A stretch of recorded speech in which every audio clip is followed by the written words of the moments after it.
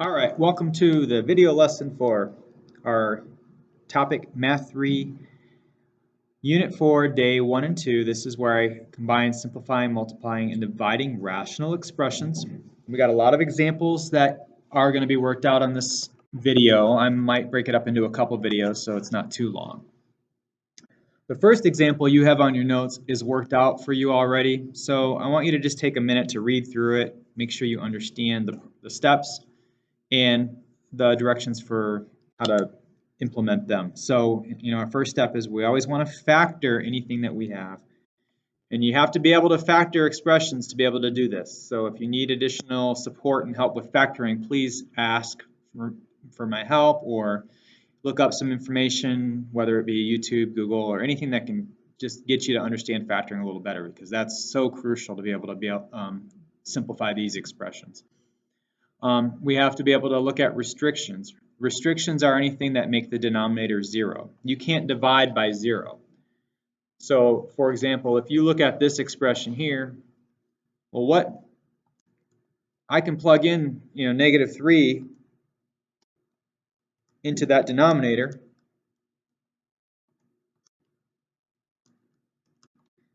And if I replace that in here, because that factor is x plus 3, that's going to make that whole thing 0, because that portion of it becomes 0, and anything times 0 is 0. So negative 3 would be considered a restriction in this problem. I can plug in negative 2, because negative 2 makes that 0. And that would be considered a restriction. This 3 on the outside doesn't have anything, so it's not going to be, I don't have to plug in anything with the 3, but my restrictions for this are negative 3 and negative 2, which means that your domain is all real numbers except those two values. We write it like this: all real numbers except negative 3 and negative 2, and our domain is everything on the number line but those values. We write it in interval notation. So this is negative infinity, negative 3, negative 2, and negative 2, 0. Anyway, it takes you through the factoring portion of it, how that works, and what happens at the end when you factor and cancel out.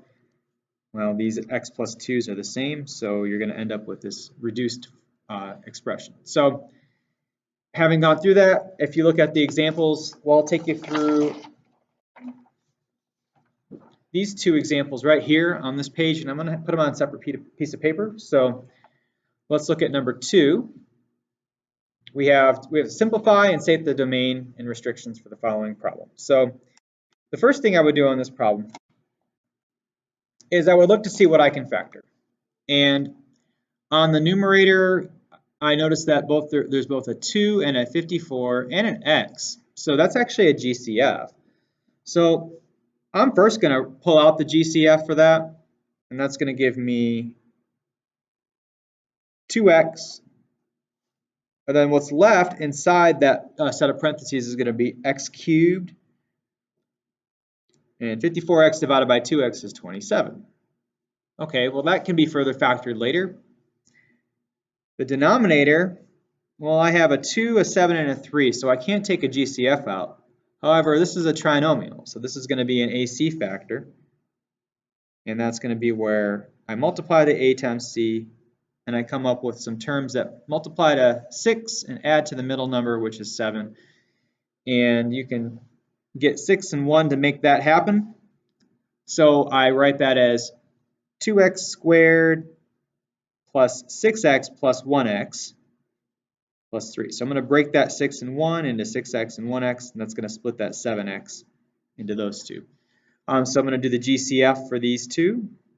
That's going to be 2x parentheses x plus 3. And since these don't have a GCF, I'm just going to say plus 1 parentheses x plus 3. And if you look at that, you have 2x plus 1 as one of your factors, and x plus 3 as the other factor.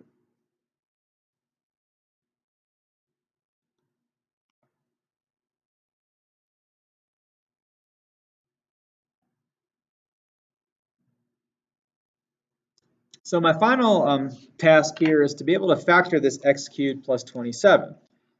Well, that's the sum of cubes.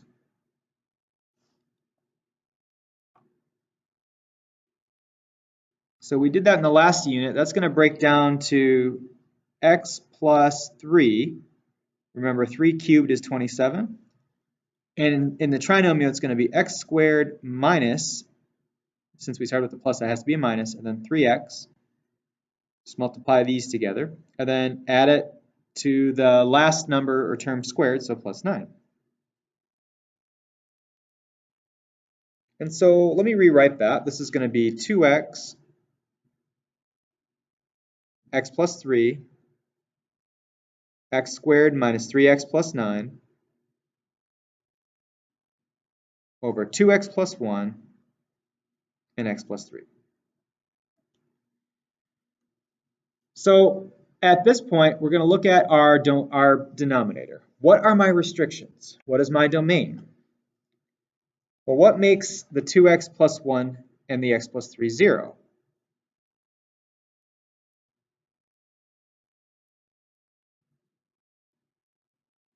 Well, if I solve both of those out, x will be negative 1/2 and negative 3. That means that if I plug in negative 1/2 into here and negative 3 into here, I'm going to get 0 for either of those two factors, and that's going to make my whole denominator 0, so that's going to be considered a restriction because I can't divide by 0. So those are restrictions, so I actually want to say I'm not equal to those numbers.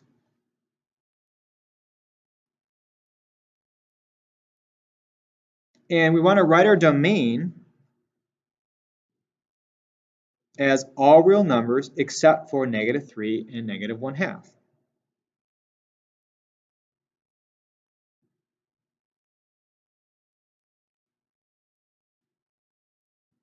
Now you're supposed to write it in interval notation. So the way that that gets written is negative infinity to your smallest number.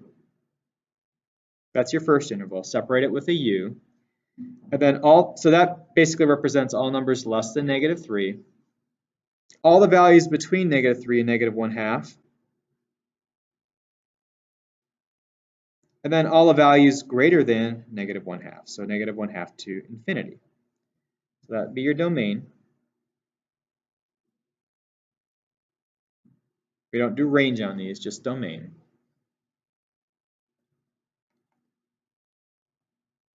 And we do have to be able to figure out what the simplified form of this. So I got all my factors here. Well, I can cancel out the x plus 3's, but I don't have a 2x by itself. I have a 2x plus 1, but these are separate factors. And I don't have an x cubed squared minus 3x plus 9. That can't factor anymore. So my final answer is going to be, simplified answer is going to be 2x, x squared minus 3x plus 9 over 2x plus 1.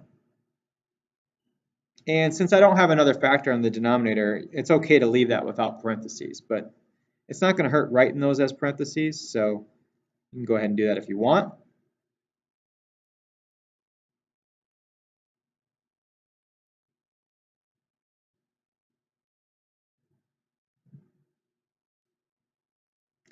So when you take the test for this, you will have to write the domain for these problems, so make sure that you can write the domain in interval notation, not just all real numbers except these values. But that is the question number 2. Let me zoom out so you can see the whole thing.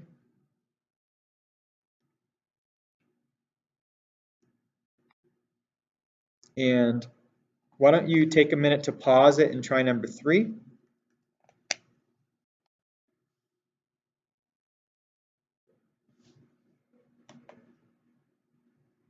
Okay, I'm going to take you through this problem as well. We don't like subtracting x. We would rather have the x at the front. So when I do this problem, I first want to rewrite this. Anytime you have a minus x and a minus x squared, you want to take the negative out. So that's going to end up being negative 1.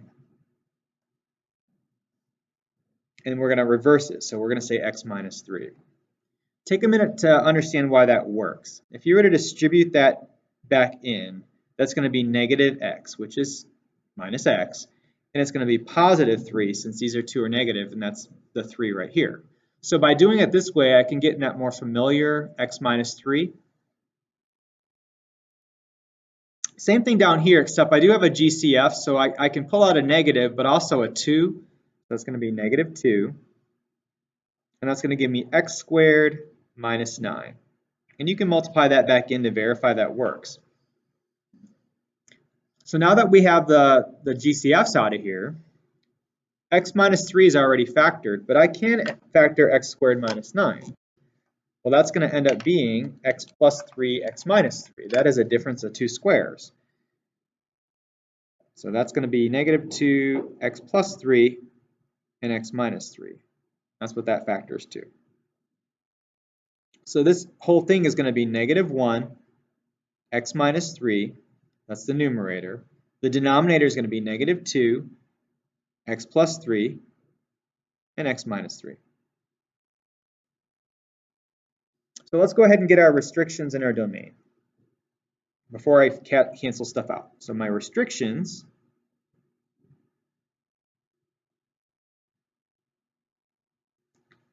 what makes these factors on the denominator 0? Well, x cannot equal negative 3 because x plus 3, if I plug in negative 3, that's going to give me 0. And x can also not equal positive 3. So those are my restrictions. The negative 2 doesn't play into it because there's no x with it. So only if there's an x, then you'll throw those restrictions out. So my domain is all real numbers except negative 3 and 3. So we write negative infinity to negative 3. That's everything less than negative 3. Negative 3 to positive 3. That's everything between negative 3 and 3. And 3 to infinity, which is everything to the right or above positive 3. So these are my domain and restrictions. And let's cancel out and simplify. So I have a negative on both the top and the bottom. Those can cancel out. It's negative 1. I also have an x minus 3. So on the numerator, all I have outside is 1. It's important to write that 1 because it's on the top, okay? If it were on the bottom, we wouldn't need it. But that 1 has to be written as a placeholder. The denominator would be 2 parentheses x plus 3. So that would be my simplified answer.